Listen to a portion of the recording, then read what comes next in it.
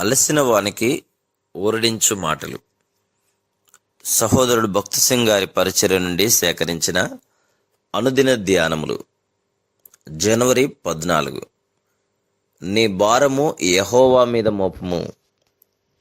కీర్తన 55:22. ఆరంభ దినములలో సువార్త ప్రకటించబడినప్పుడు కొంతకాలం వరకు ప్రభు అనేక సూచక్రియలు చేసెను.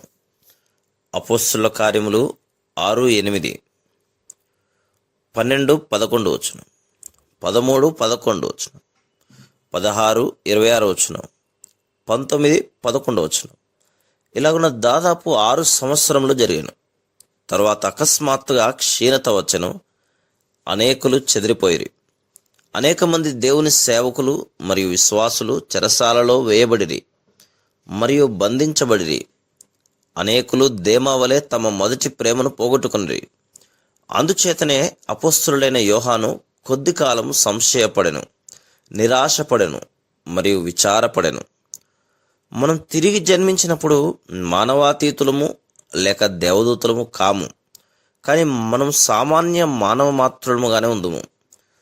మనం పూర్తిగా నిరాశ చెంది కలవరపడి కృంగిపోయిన సమయములు, దినములు కూడా కలవు.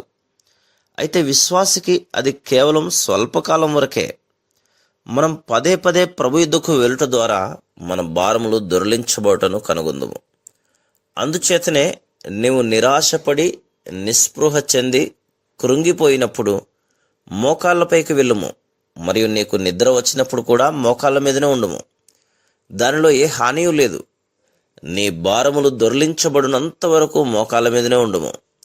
నీ భారములన్నీ యేసుక్రీస్తు ప్రభు మీదనే వేయుము. పద్మాసు ద్వీపములో అపోస్తలుడైన యోహానుకు ప్రభు ప్రత్యక్షమై నూతన దర్శనమిచ్చెను. అతని కన్నులు తప్పు దిశలో ఉండెను. ఎవరైనాను నిన్ను చూచుటకు వచ్చిన యెడల వారు నీ ముందు నుండి వచ్చుదురు, కానీ వెనుక నుండి కాదు. మానవుడు తప్పులు చేయును, అయితే మన ప్రభు తప్పులు చేయడు. యోహాను వెనుకకు తిరిగినప్పుడు అతడు ప్రభువును చూచెను. అతడు ఇంకనూ తప్పు దిశలోనే చూచుచుండెను. ప్రభు ఇట్లు చెప్పెను, నీవు నన్ను చూడగోరుచున్న యెడల సరైన దిశలో చూడుము, సరైన రీతిగా తిరిగి నన్ను పూర్తిగా చూడుము. అప్పుడు నీ భారములన్నీ దొర్లించబడును, మరియు నీ ప్రశ్నలన్నిటికీ సంపూర్ణముగా జవాబు పొందెదవు. నీవు ఇలాగున చెప్పుటకు ప్రయత్నించవచ్చును, ప్రభువా, నీ సౌందర్యము సన్నిధి యొక్క తాజా దర్శనమును పొందుటకు నీ యొద్దకు వచ్చి తిని, నాకు ఏ ఇతర మనవి, సమస్యలు, కఠినమైన ప్రశ్నలు లేక ఏ అక్కర లేదు.